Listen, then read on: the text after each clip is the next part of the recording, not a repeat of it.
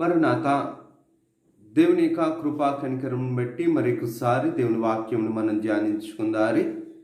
ఈ దిన వాక్యంలో భాగముగా ఇర్మియా గారి గురించి కొన్ని విషయాలను మనము ధ్యానించుకుందారి.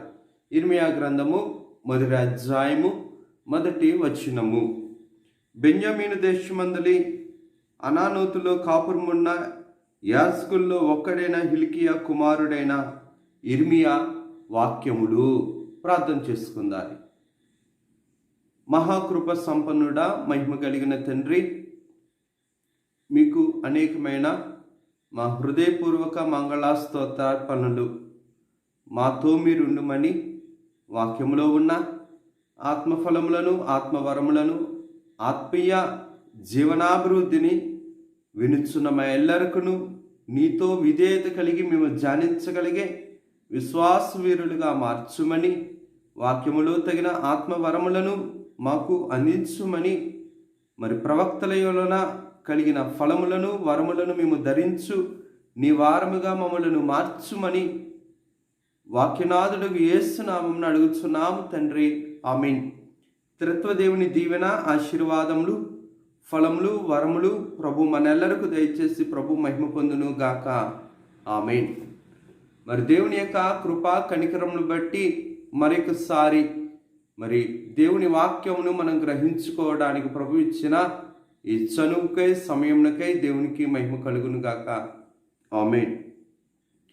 బైబిల్ గ్రంథంలో ప్రభు తన సంఘాన్ని స్థాపించుట కొరకు, తన సంఘమును పోషించుట కొరకు, తన సంఘములో తన మహిమను నింపుతూ పరిశుద్ధతతో స్థిరపరచుట కొరకు ప్రభు సంఘమును విడవక ప్రతిసారి కూడా ప్రవక్తలను ఏర్పరచుకొని, యాజకులను ఏర్పరచుకొని, బోధకులను ఏర్పరచుకొని ప్రభు అంతరంగంలో ఉన్న తన ప్రేమను సంఘముపై కురిపించుచున్నారు.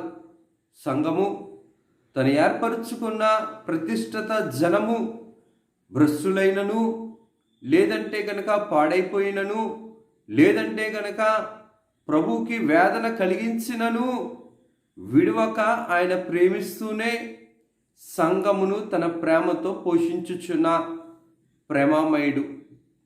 ఇటువంటి సమయంలో ఇర్మియా గారు దేవుడి యొక్క కృపను బట్టి వారికి ప్రవక్తగా మారటం అనేది జరిగింది.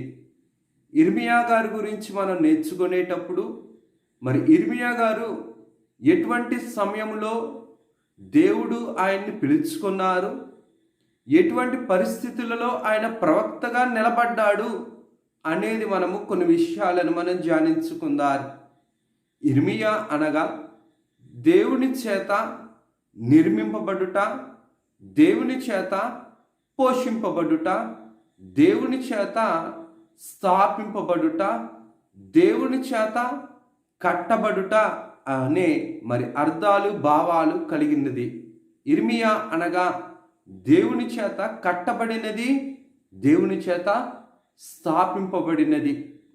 ఇర్మియా గారి యొక్క జీవితము, ఇర్మియా గారి యొక్క జన్మము, ఇర్మియా గారి యొక్క విశ్వాస యాత్ర, ఇర్మియా గారి యొక్క శ్రమానుభవము, ఇర్మియా గారి యొక్క ప్రభు అంతరంగ ప్రేమానుభవము, ప్రభు యొక్క విమలాత్మ ప్రోక్షణ యొక్క విలాపన స్థితి, ఇవన్నీ కూడా ప్రభు అంతరంగ ప్రేమతో ముడిపడినట్లు మనం ఈ వాక్యము ద్వారా గ్రహించగలిగిన వారమై ఉండాలి. మొదటిగా కొన్ని విషయాలను మనం గ్రహించుకుందాలి.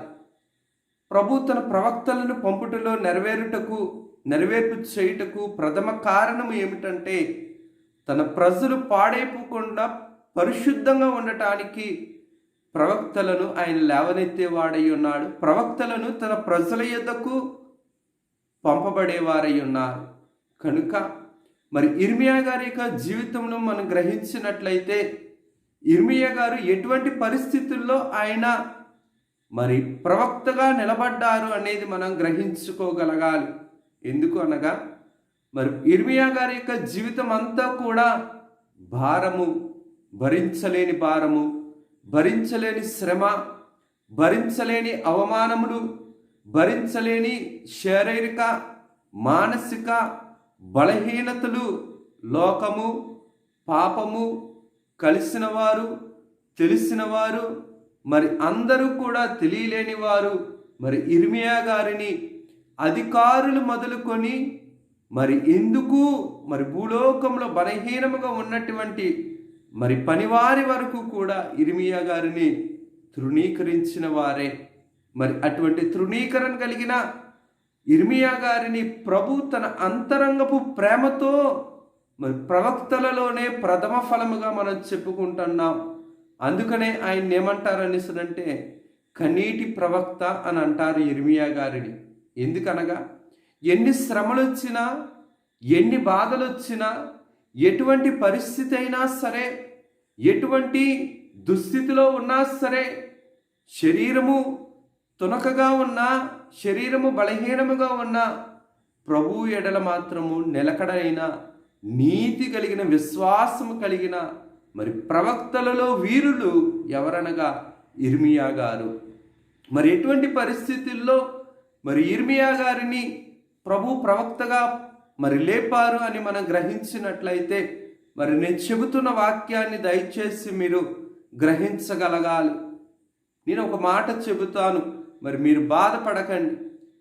దైవవాక్యాన్ని వినేటప్పుడు దైవాశక్తి ఉండాలి.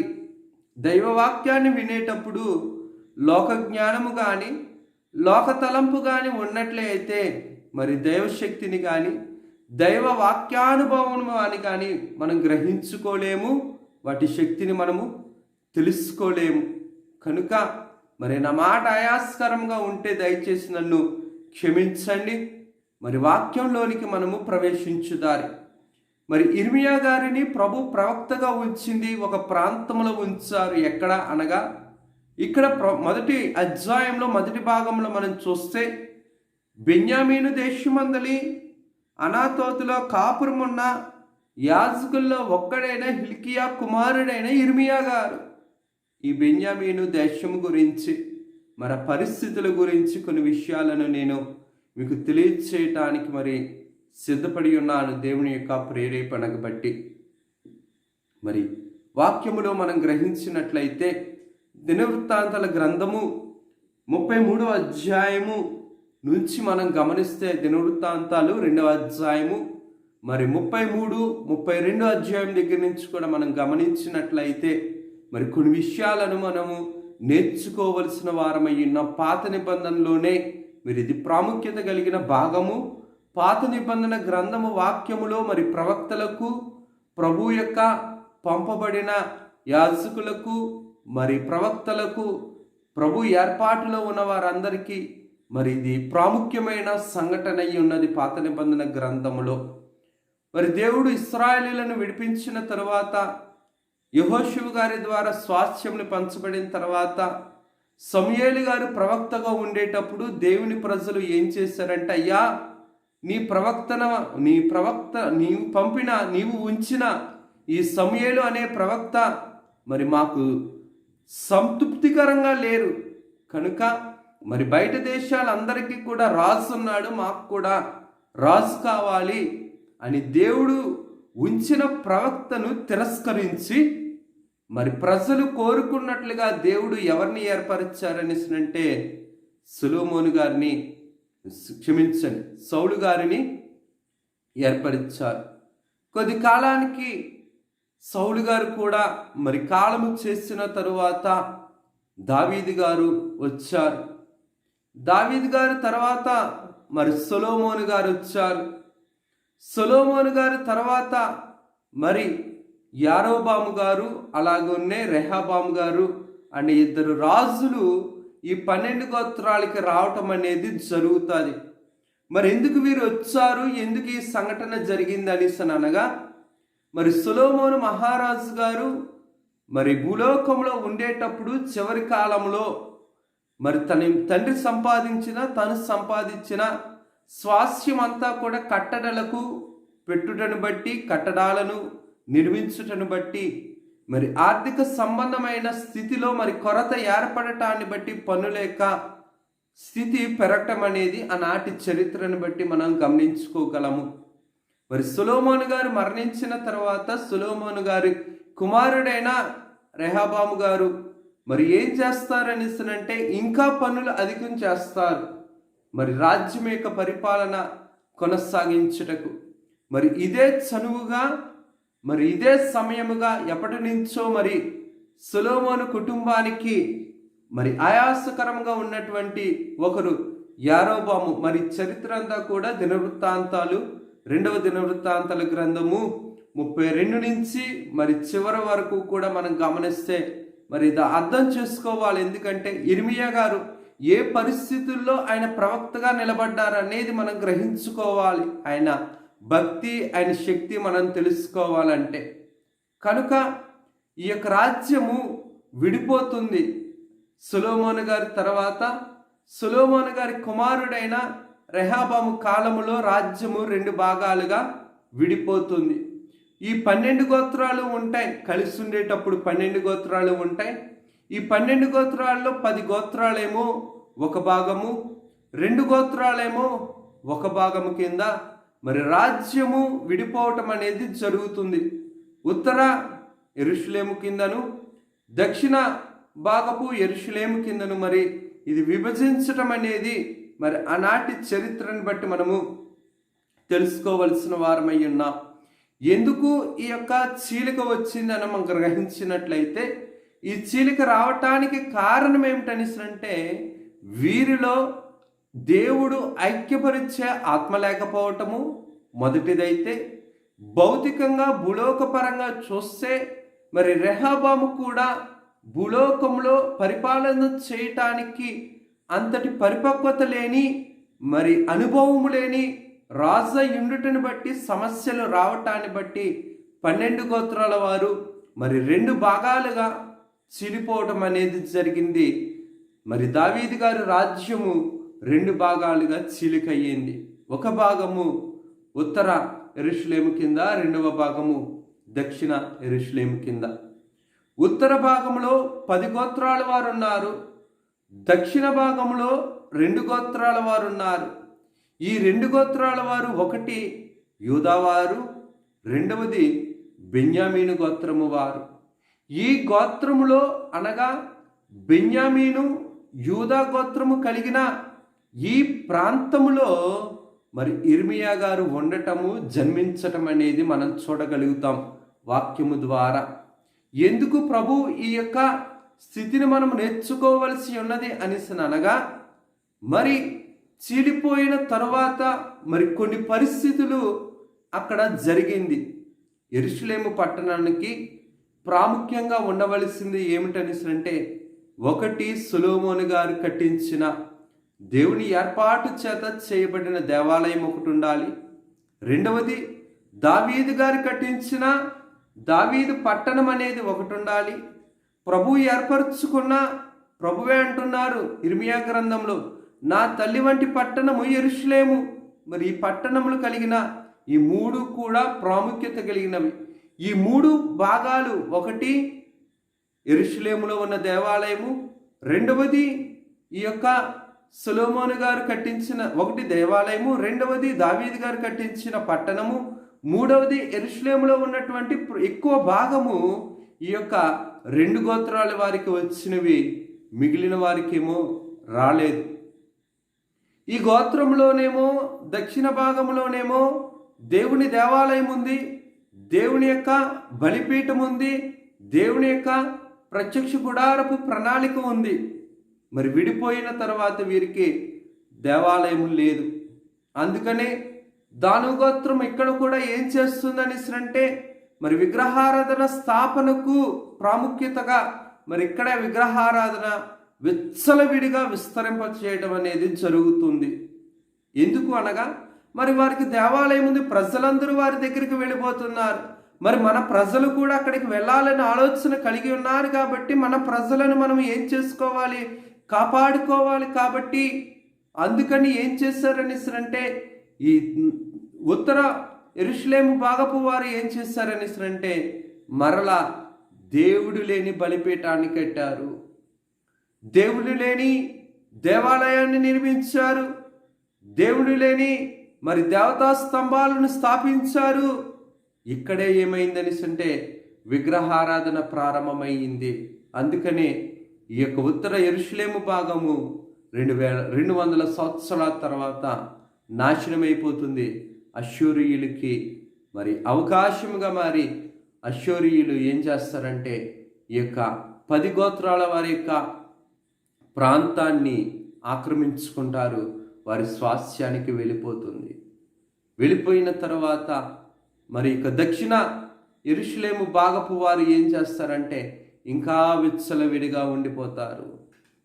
ఇంకా విచ్చలవిడిగా ఉండిపోవటం అంటే ఎలాగనిస్తునంటే దినవృత్తాంతాల గ్రంథము 2వ అధ్యాయము 33వ వచనంలో మనం చూస్తే గనక మరి ఇర్మియా గారి కంటే కొంచెం వెనక్కి వెళ్ళి మనం చూద్దాం. ఎందుకనిస్తుంటే మనం చెప్పుకుంటుంది ఇర్మియా గారి గురించి, ఎటువంటి పరిస్థితుల్లో ఆయన ప్రవక్తగా ఉన్నారనేది మనం తెలియజేసుకోవాల్సిన వారమై ఉన్నాం. అందుకని ఈ విషయాలన్నీ కూడా మరి మీకు కాస్త ఇబ్బంది అయినా సరే నేను చెప్పడం అనేది దేవుని యొక్క స్థితిని బట్టి జరగటమై ఉంటుంది. కాస్త ఓపిక తెచ్చుకోనండి. ఓపిక తెచ్చుకుని వింటే దేవుని వాక్యాన్ని నేర్చుకోవడంలో మరి మనం విలువ కలిగిన వారముగా, విలువైన సమయము దేవుని వాక్యానికి నేర్చుకోవడానికి ఇచ్చే సమయము బ్రతుకులో విలువైనది. మనం ఎంతో మందితోటి ఎన్నో లేనిపోని మాటలు మాట్లాడుతూ ఉంటాం. కానీ మరి దేవునికి సమయం ఇవ్వటము, దేవునికి లోబడటము, దేవునితో ఎక్కువ సమయం గడపటము, దేవుని విషయాలు ఎక్కువ గ్రహించుకోవటం వలన మరి మనలో విశ్వాసం యొక్క జీవితము, పరిశుద్ధ జీవితము మనము సంపాదించుకునే అంతస్తులోనికి, వరుసలోనికి మనము నిలవబడగలుగుతాం. కనుక వినండి జాగ్రత్తగా. దేవుని వాక్యము మరి దేవుడే అందిస్తున్నాడు మనకి. దేవుడు అందించిన దాన్ని మనము తృణీకరించకూడదు. అందుకని ఇర్మియా గ్రంథంలో ఉంటుంది, యెహోవా కార్యమును అశ్రద్ధ చేయువాడు శాపగ్రస్తుడు. కనుక ఇది దేవుని కార్యమై ఉన్నది, దేవుని యొక్క సమయమై ఉన్నది. విసుగక మరి విసుక్కుంటారు. వాక్యం ఎక్కువ చెబితే విసుగుదల. మరి లోకముతో ఉన్న వాక్యం అయితే లోకానికి హత్తుకుంటుంది, కానీ లోకము లేని వాక్యము మరి లోకాన్ని దేవుణ్ణి గ్రహించలేదు. లోకం కూడా ఏం కోరుకుంటుంది? వాక్యములో కూడా లోకము ఉండాలని కోరుకుంటుంది. లోక విషయాలతో కలిపి చెబితే మరి చెప్పే కొంతమంది కూడా లోకాన్ని కలిపి చెబితే ఎక్కువసేపు వింటారు కదని అనుకుంటారు. కానీ దేవుని వాక్యము లోకానికి మరి సరైనది కాదు. అందుకనే యాకోబు పత్రికలు అంటున్నారు, లోకపు స్నేహము దేవునితో వైరము. మరి దేవుని వాక్యంలో లోకాన్ని కలపకూడదు. దేవుని వాక్యమును దైవ ప్రకటనతోనే మనము సంబంధించి నేర్చుకోవలసిన వారమై ఉన్నాం. అందుకనే దైవాత్మ సిద్ధపాటు వాక్యము నేర్చుకోవడానికి కూడా అవసరము కలిగి మనము నేర్చుకోవలసిన వారమై ఉన్నాం. సరే, వాక్యంలోనికి వెళదాలి. మరి విడిపోయింది ఒక 10 గోత్రాల వారు మరి అష్షూరీయులకు అప్పగింపబడ్డారు. మరి మిగిలిన 2 గోత్రాలు కూడా బెన్యామీను. అందుకే ఇర్మియా గ్రంథంలో మనం గమనిస్తే కనుక ఎక్కువగా 2 విషయాలు మనకి కనబడతాయి. యూదావారులారా, యెరూషలేము వీధిలో వాస్తవ్యులారా, యూదా పట్టణస్థులారా, యెరూషలేము పట్టణస్థులారా అని ప్రభు చాలా బాధపడుతూ చెబుతారు. చాలా ఎక్కువ సార్లు ఈ 2 మాటలు ఎక్కువగా కనిపిస్తాయి. మరి ఒకటి ఆకాశ దేవత అనే ఈ పదాలు ఎక్కువగా మనము ఇర్మియా గ్రంథంలో మనము గ్రహించుకోవలసిన వారమైన. ఇర్మియా గ్రంథంలో యూదావారులారా, యెరూషలేము పట్టణస్థులారా అనగా అర్థం ఏమిటనిస్తుందంటే విడిపోయిన వారు వీరు. ఎక్కడి నుంచి విడిపోయారు? ఐక్యతలో ఉండవలసిన వారు, ఐక్యముగా ఉండవలసిన వారు దేవుని దగ్గర నుంచి దూరం అవటమే కాదు, దుష్టులుగా మారిపోయారు.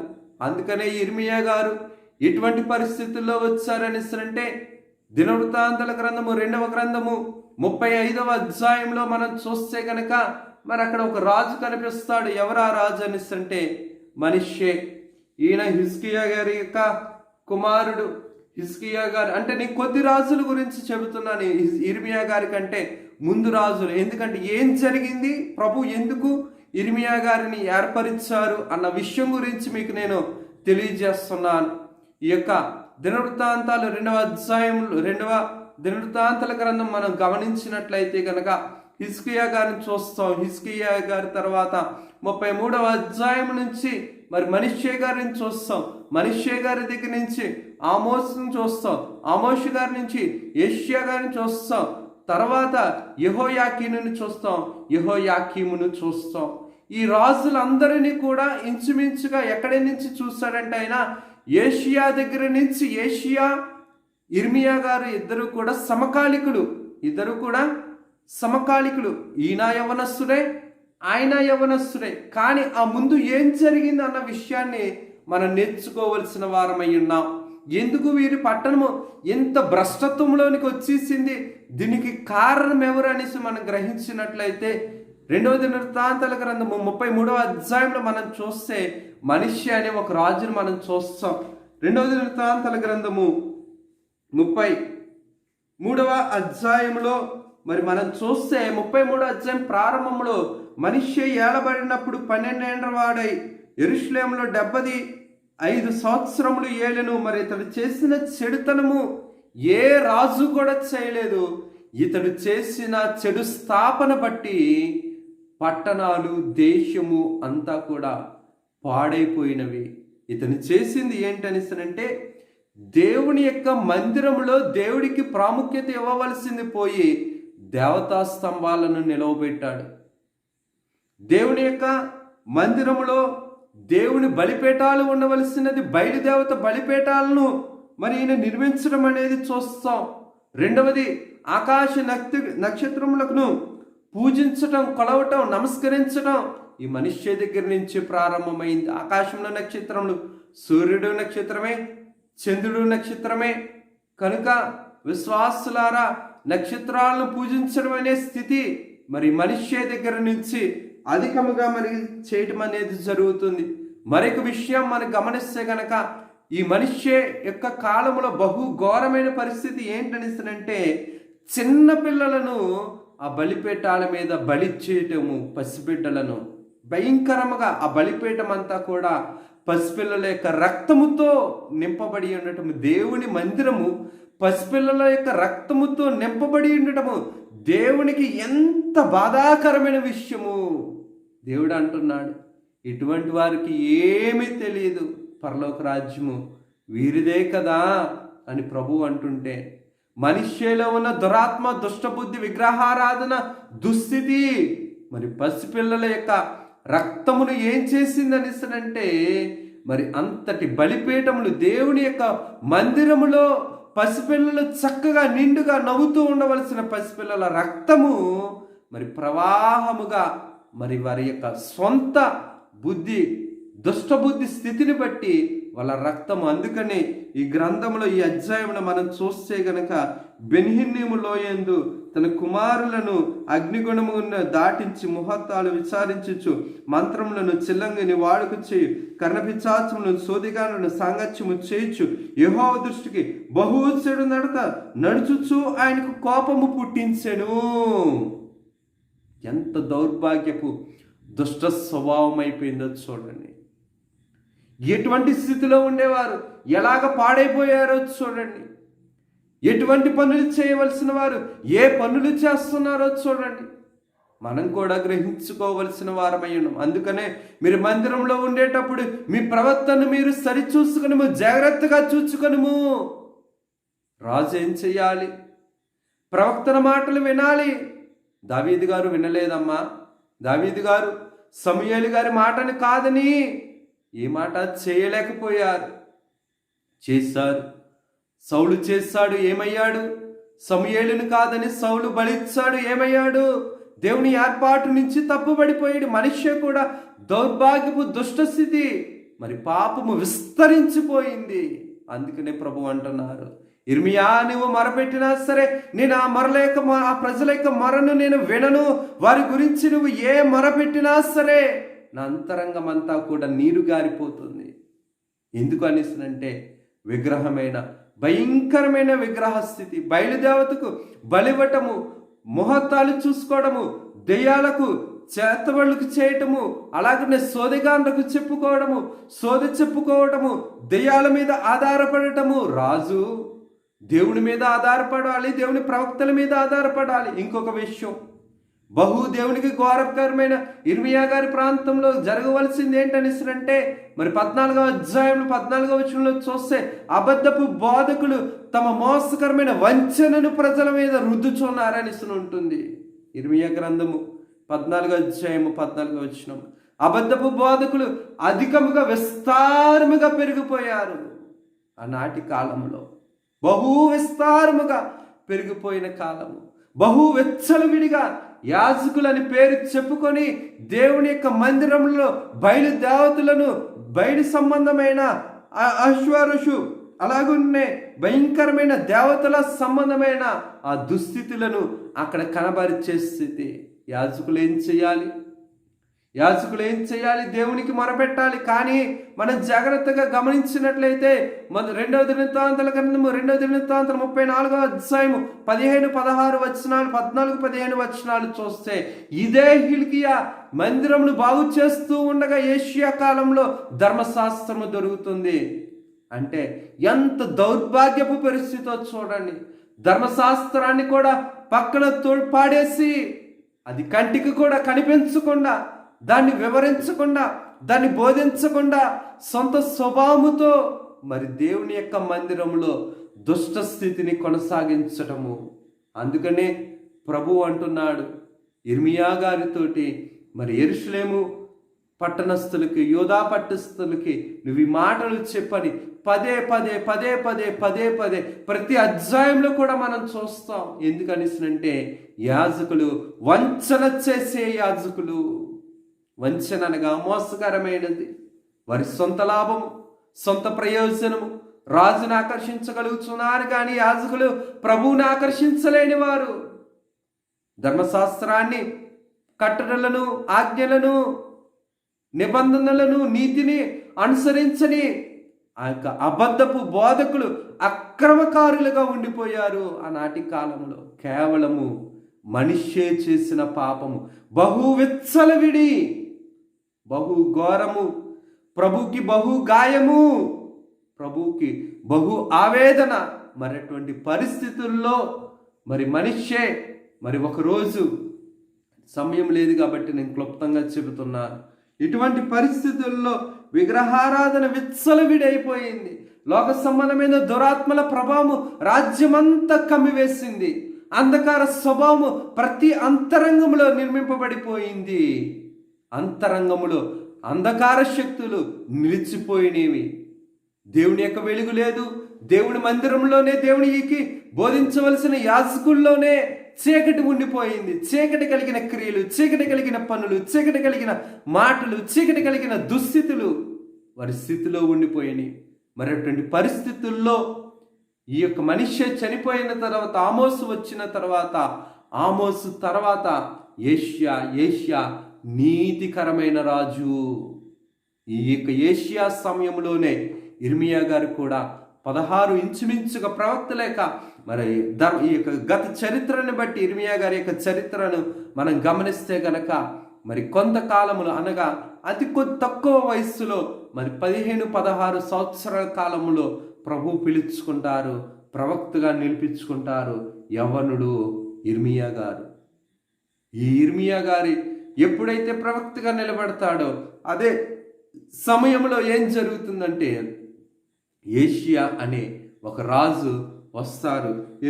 దినవృత్తాంతాల గ్రంథము 32వ దినవృత్తాంతాలు 35వ అధ్యాయాన్ని మనం చూస్తే గనక ఈ 35వ అధ్యాయం నుంచి మరి యోషియా యెరూషలేము నందు యెహోవాకు పస్కా పండుగ ఆచరించును. మరి ఇక్కడ నుంచి మనం చూస్తే గనక ఎప్పటి నుంచి ఈ హిల్కియా గారు ధర్మశాస్త్రము కూడా ఈయన కాలంలోనే, ఈ ధర్మశాస్త్రం ఎప్పుడైతే బయటకు వచ్చిందో మరి అప్పటి నుంచి దేవుని బోధ క్రమపరచడానికి ఈ యోషియా అనే ఈ రాజు ఏం చేస్తాడంటే మందిరంలో ఉన్న ప్రతి బలిపీఠాన్ని పడగొట్టి, దేవతా స్తంభాలని పడగొట్టి దేవునికి కార్యాలు చేయటం ప్రారంభిస్తాడు. అదే సమయంలో ఈ యొక్క ఇర్మియా గారు ప్రవక్తగా ఆ ప్రాంతంలో ప్రభు యొక్క కృపను బట్టి ప్రాచుర్యంలోనికి రావటము, ప్రభు యొక్క ప్రణాళిక సిద్ధమవటం అనేది మనం గ్రహించుకోగలము. మరి ఇర్మియా గారు ఇంత కఠినమైన, క్రూరమైన, మూర్ఖత్వమైన రాజులతో మరి ఆయన పోరాడారు. యేషయా గారు కూడా మరి తప్పు చేస్తారు. మరి దేవుడిని అడగకుండా ఐగుప్తు రాజుతోటి యుద్ధము చేసి ఈ యొక్క యేషయా రాజు కూడా మరి శిక్షకు పాత్రుడయ్యి మరి చనిపోవటం, ఆ యుద్ధంలో జరగటం అనేది జరుగుతుంది. ఆ తర్వాత మరి కొంతమంది రాజులు వస్తారు.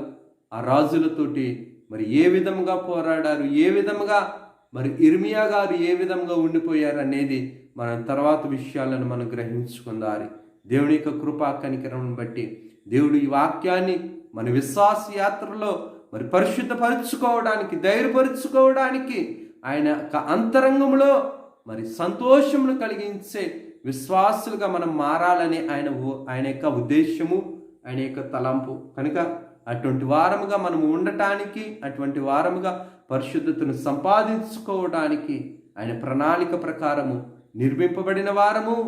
మరి ఆయన ప్రణాళిక ప్రకారము మనం ఆయన ఆరాధిస్తూ, పూజిస్తూ, ఆయన ఆత్మ ఉంటేనే కానీ మనం ఆయన ఆరాధన సరైనది కాదు. ఆయన ఆత్మతో మనము ఆరాధించవలసిన వారం. కనుక ఇట్టి వాక్యాన్ని ప్రభు మనం వినికిడిలో భద్రపరిచి మరి కొన్ని విషయాలను భవిష్యత్తులో ప్రభు మనకి అందింపచేసి ప్రభు మహిమ పొందును గాక. ఆమేన్. ప్రార్థన చేసుకుందాం. సర్వోపకారుడా, సర్వోన్నతుడా, మహిమ కలిగిన తండ్రి, మహత్యం కలిగిన తండ్రి, మీకు వందన మరణాతలు. విత్తబడిన వాక్యము మీది. మరి కొద్ది నిమిషాలు మీరు మాతో మాట్లాడినందుకు మీకు వందనాలు, స్తుతులు, స్తోత్రములు. కనుక కొద్ది మాటలను మీరే మా ఆత్మీయ జీవితంలో శ్రేష్టమైన విత్తనాలుగా, మంచి ఫలభరితమైన జీవితాలుగా మార్చి, అయినా ఇర్మియా గారి గురించి మేము నేర్చుకోవడానికి, చెప్పటానికి, వినటానికి మేము సరిపడము. అయినా సరే నువ్వు నేర్పించుచున్నావు, వినిపించుచున్నావు. ఆత్మ చెప్పు సంగతులను చెవిగలవాడు వినుగాక అని అన్నావు. కనుక నీ కాపుదల్లో బలపరుచుకొని అయ్యా మాకు ఇంకనూ అధికమైన నీ కృపను, నీ కనికరమును మాపై ప్రోక్షింపచేసి మహిమను పొందుమని యేసు నామమున అడుగుచున్నాము తండ్రి. ఆమేన్. త్రిత్వదేవుని దీవెనలు, ఆశీర్వాదములు, ఫలములు, వరములు ప్రభు మనెల్లరికీ దయచేసి ప్రభు మహిమ పొందును గాక. ఆమేన్. అందరికీ మరణాత.